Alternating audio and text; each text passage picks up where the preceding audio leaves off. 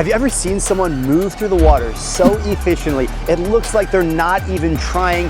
I'm gonna show you exactly how to do this using less energy to be able to swim longer, faster than ever before.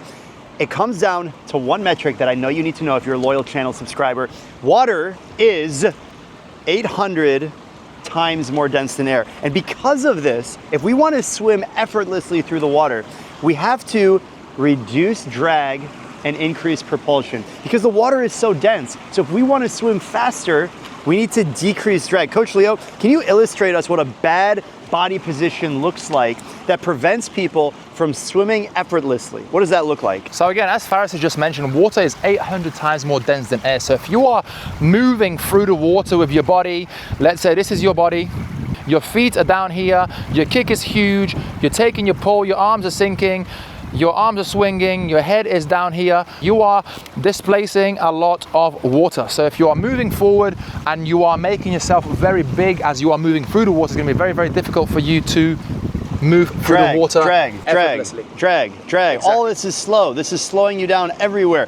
So how do we get faster? What do we do about this? So again, your goal is to try and make yourself as small as you can when you swim. So when you are doing anything, regardless of what stroke you are doing, your goal is to try and minimize the amount of resistance you are creating. So the way you improve this is by first of all thinking about your head position. Your head position and your head when you swim acts as a steering wheel. So if your head is all the way up here, this is going to cause your feet to sink right down. So the first thing you have to fix is first of all your head position. You have to make sure that your eyes are always looking down when you are swimming.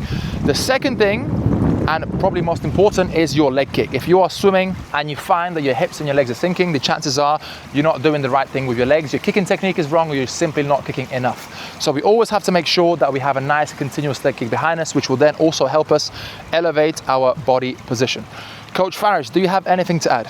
Yeah, so the way you can improve your body position really starts with your head position, and that means your eyes are looking down. A lot of swimmers make the mistake of looking at the wall at the other end of the pool. Guys, the wall's not going anywhere. Keep your eyes down, it'll lift your hips, and like Coach Leo was saying, keep your kick small and compact, so that way your body is moving through the water narrow. Now here's the thing, let's say you have a great body position and a head position. We've taken care of the drag component, but what about actually pulling the water and really moving ourselves forward?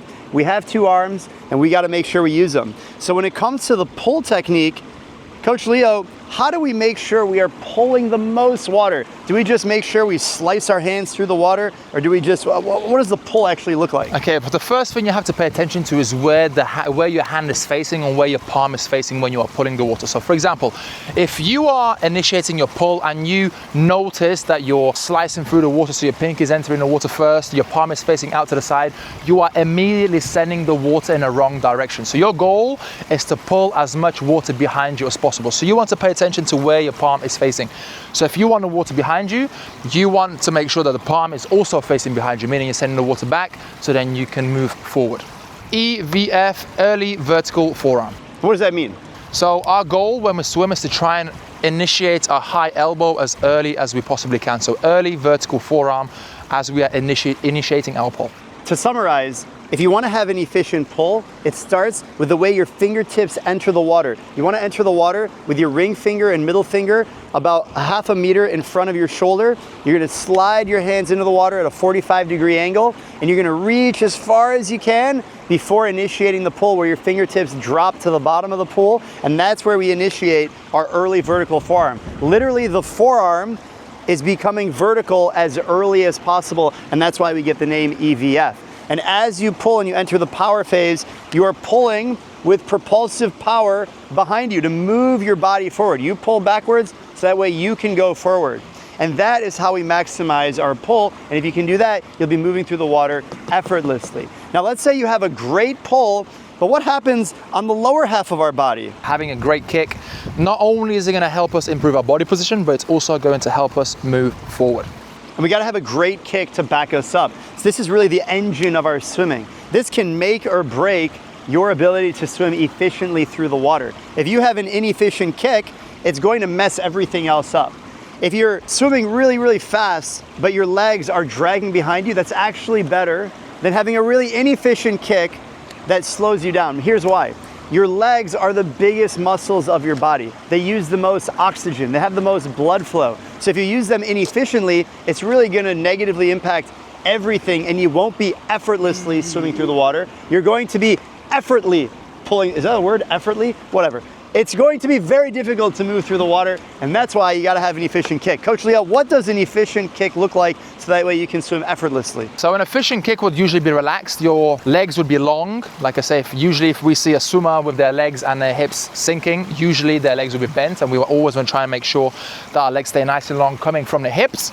Of course, we want to make sure we are pointing our toes, relaxed ankles, and of course we want to make sure our kick is not too big, yet at the same time not too small. We want to find a balance between having a good size kick also. Point your toes, folks. The biggest mistake I see swimmers make is not how they start the workout, but how they finish the workout. Because the way you finish a workout is how you start the next workout. And if you want to be efficient and swim through the water effortlessly, you need to practice a skill, a drill, call it whatever you want, silent swimming. Coach Leo, how would you describe silent swimming? So silent swimming, I think, first of all, requires you to pay attention to the noise you are making when you're swimming. So once again, once you have finished your session, once you've done your main set, you've done your fast swimming, you've done your drills, finishing off a session with silent swimming and really paying attention to the noises you are making as your hand is entering, the noises you are making as you are kicking, the noise you are making as you are breathing is very, very important, because the chances are if you are slapping your hand into the water as you are entering, that's going to make a bunch of noise, especially underwater. So paying attention and being as silent as you can really help you become effortless. I want you guys to think about silent swimming as more than just the sound that your fingertips make when they enter the water. I literally want you to use all of your senses. I want you to feel the water, smell the aroma of the chlorine. I want you to really listen using your ears. And finally, you need to taste the water. Now, I'm not telling you to drink the water, of course not, but be immersed in this environment, this beautiful thing that we call swimming. Now, if you've made it this far in the video, it means you're serious about improving your swimming and leveling up your skills. Now, if you want to work with myself and our team, you can apply at the link below. We can show you exactly which drills to do, when, where, analyze your technique, and everything that you need to swim faster. And I'll see you at this video if you want to know the secret to swimming faster.